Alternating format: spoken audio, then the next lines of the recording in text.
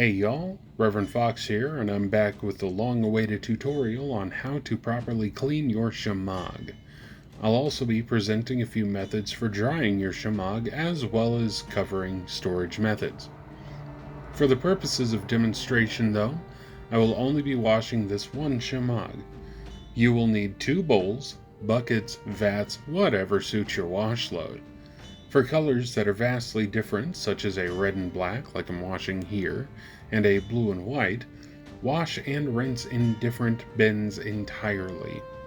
The colors will bleed, especially if your Shemagh is brand new, and you don't want to ruin your Shemagh this way. Before we begin, a warning: hand wash only. Machine washing is way too rough for Shemaghs, especially those with a more traditional construction. Fill the wash bowl with warm to hot water. For the sake of accuracy, I like to get my water around 95 degrees Fahrenheit.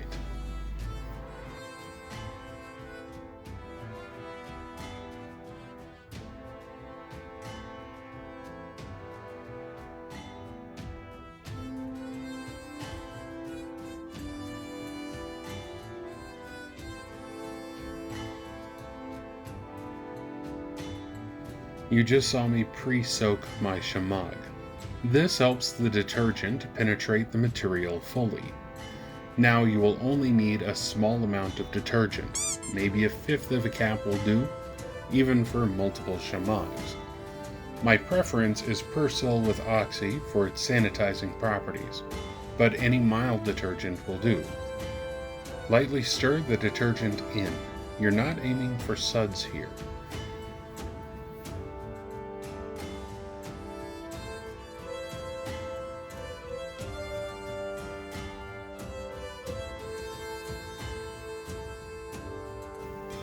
And now we're ready for the dip. Create some internal separation in the Shemagh, lower it in, and give it a bit of light agitation. Squeeze it every once in a while. After a few minutes of this, start getting a little rougher with the agitation. Don't beat the shit out of it though. You're not a bully, and it doesn't owe you its Mickey Mantle rookie card. This process can take several minutes. If you notice the water is getting really dark, dump it out and go again with fresh detergent.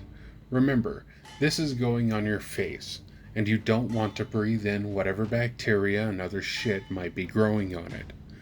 If you notice that the water is turning the primary color of your Shemagh, this is normal. These things are made of 100% cotton, which doesn't always hold dye that well.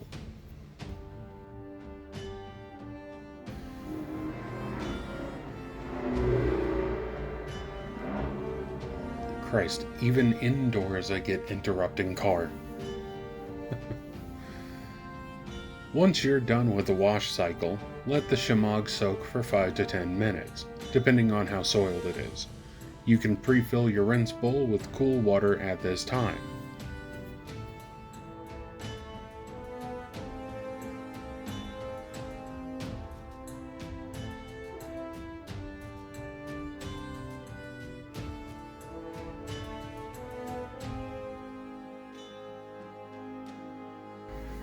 Now it's very important to rinse your Shemagh until all detergent is cleared out. Failing to do this will result in the leftover detergent reacting with your skin, whether you're reactive to it or not. This could be anywhere from a light rash to moderate chemical burns.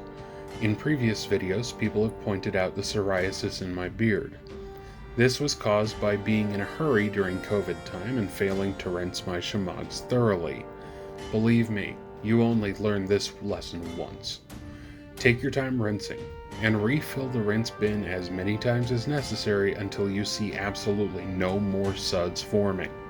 Stop to open up your Shemagh periodically to check for evidence of leftover detergent. I typically spend up to half an hour on this step alone, especially when I have multiple Shemaghs going simultaneously.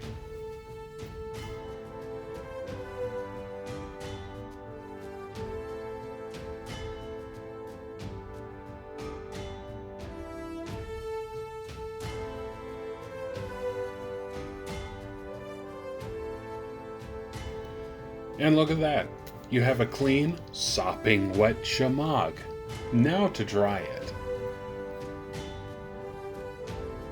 There are two primary options for drying your Shemagh. If you're doing large batch washing, or if you're just not in a hurry, the best way is to hang it over something and let it drip dry. I like to use clothes hangers for small loads. Fold the Shemagh into quarters, oriented so the tassels will be pointing downward while drying. A note about tassels, by the way, they are not decorative. Rather, they are part of the functional construction of a Shemagh and are designed to wick moisture away quickly.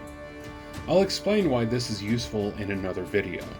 Anyway, if you're hanging this over a floor that you don't want water dripping onto, place the Shemagh to one side of the hanger and place a spray bottle on the other end.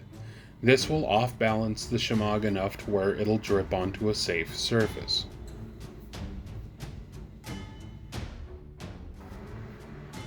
Another method I like to use is to roll the wet Shemagh in a towel of like color. This is best for quickly drying your Shemagh or for small batch operations. Theoretically, it cuts drying time by 25%, but that depends on how you wash your towels and how absorbent they are.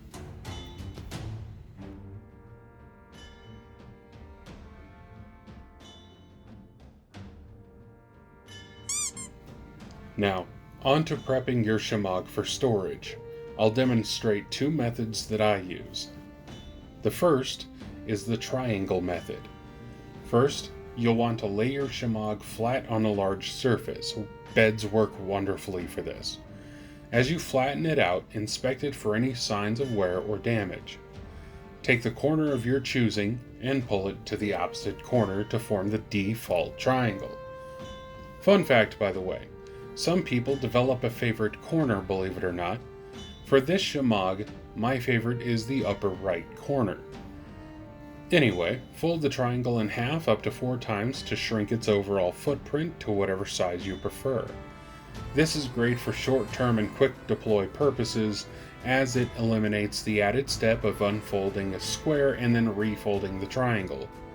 If a Shemagh is stored like this long-term though, it could stretch and weaken some of the threads, especially at the corners. This thing is ready to be thrown into a plastic bag and placed wherever you need it. Now on to the rectangle or square method. This step is fairly self-explanatory, so I'll just go on about it. The square corners here are not pulled nearly as tight as the triangle. This makes this method ideal for long-term storage in a drawer or a clothes hanger. Speaking of clothes hangers, you can hang these in your closet. Just be sure you don't have a moth infestation, or your pretty Shemagh will be fairly holy. And that does it for this tutorial. I want to thank you all for watching and, more importantly, encouraging me to come back to the tube. My next Shemagh tutorial will be a compilation style video where I show head wraps previously featured here, but in a more condensed and concise format. I will also include a few wraps that are new to this channel. Anyway, that does it for this video. Thank you for watching, and I'll see you in the desert.